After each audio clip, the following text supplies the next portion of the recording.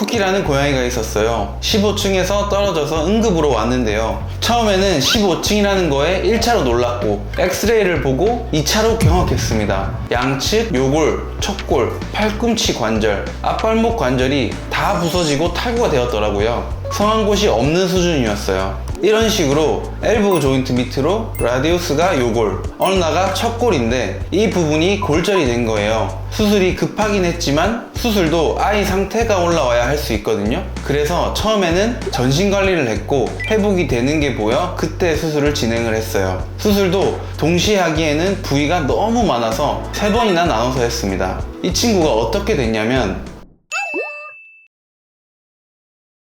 안녕하세요, 외과 수의사 이종진입니다. 쿠키는 제가 가장 기억에 남는 수술 중 하나예요. 왜냐면 수술할 곳이 너무 많다 보니까 굉장히 긴장을 하면서 했습니다. 무엇보다 고양이들은 수술하고 입원하는 동안 스트레스를 많이 받기 때문에 수술을 여러 번 할수록 입원 기간이 길어질수록 예후가 좋지 않거든요. 근데 쿠키는 정말 최소 3번은 해야 했어요. 교통사고나 낙상으로 오는 고양이들은 항상 어려워요. 교통사고나 낙상은 사람도 그렇지만 충격을 굉장히 심하게 받기 때문에 심한 경우에 목숨을 잃기도 하고 혹은 내부장기에 손상이 없더라도 복합골절이 일어나는 경우가 많습니다. 그러면 수술이 굉장히 까다로워지거든요. 쿠키는 한 번 한 번 굉장히 오래 해서 수술이 끝나고 집 가는 길에 기진맥진했던 게 아직도 기억이 납니다. 이건 보호자분이 수술 후 한두 달 차쯤 제게 보내주신 영상인데 다행히 잘 회복하고 있습니다. 이렇게 보니까 같은 애 같지 않죠? 사실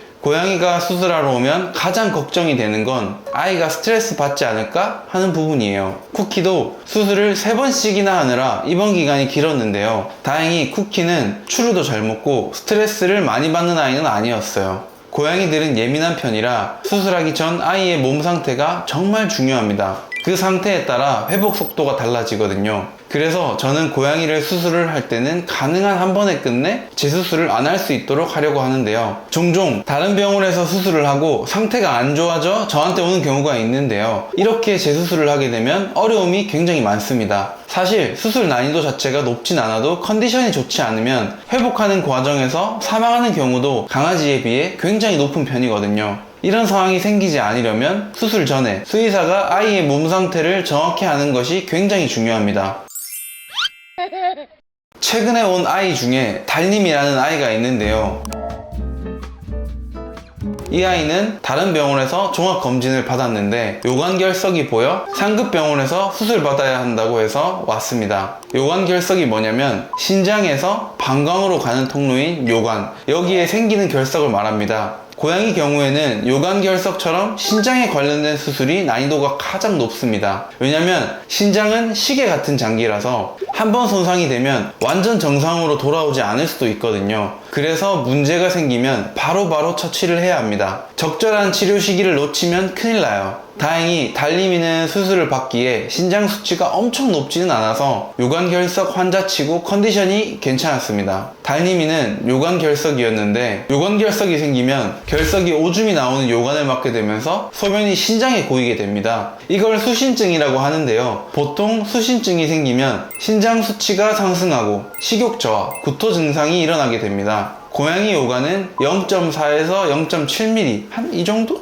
엄청 가늘어서 머리카락으로 저희가 비유를 하거든요. 막히기가 쉽고 또 막힌 다음에 신장이 손상되는 속도가 정말 빠릅니다. 그래서 이때는 약자로 SUB라고 해서 인공요관 우회라는 수술을 많이 하는데요. 이 수술은 신장과 방광에 각각 관을 넣고 중간에 포트를 삽입하여 서로 이동할 수 있도록 해주는 겁니다. 달님이가 한 수술도 이 수술인데요. 달님이가 수술 준비를 할 때 찍어 놓은 건데 여기에 있는 관으로 연결을 해주는 것입니다. 수술하고 엑스레이를 보면 방광과 신장이 연결된 모습이 이렇게 보여요. 이게 요관결석을 바로 해결해줘서 획기적이긴 한데 드라마 보셔도 아시겠지만 수술 난이도가 굉장히 높습니다. 또 주기적으로 관리가 필요하기 때문에 달님이도 멀리서 저한테 오시게 된 거죠. 오늘은 여기까지 해서 제가 했던 아이들 중에 15층에서 떨어진 쿠키를 3번 수술한 이야기와 최근에 수신증으로 고생했던 달님이 이야기를 들려드렸는데요. 대부분의 수술은 적절한 시기가 중요해요. 그래서 강아지와 마찬가지로 고양이도 대부분 중년령인 6살을 기점으로 노령성 변화가 시작되기 때문에 이때 미리미리 건강검진을 시작하시는 게 좋습니다. 만약 문제가 없다면 1년 주기로 하는 것이 제일 좋고요. 문제가 있는 경우에는 장기에 따라 3개월에서 6개월마다 체크를 해야 되는 경우도 있긴 합니다. 특히 10살이 넘어가는 경우에는 무조건 건강검진을 해주시는 걸 추천드리는 게, 이때는 아기가 아픈 것을 알게 되었을 때에는 시기가 늦어서 손을 쓰지 못하는 경우가 생길 수도 있기 때문이에요. 사람도 나이가 들고 수술을 하면 마취해서 못 깬다거나 수술하고 염증이 잘 생기듯이 강아지나 고양이도 똑같아요.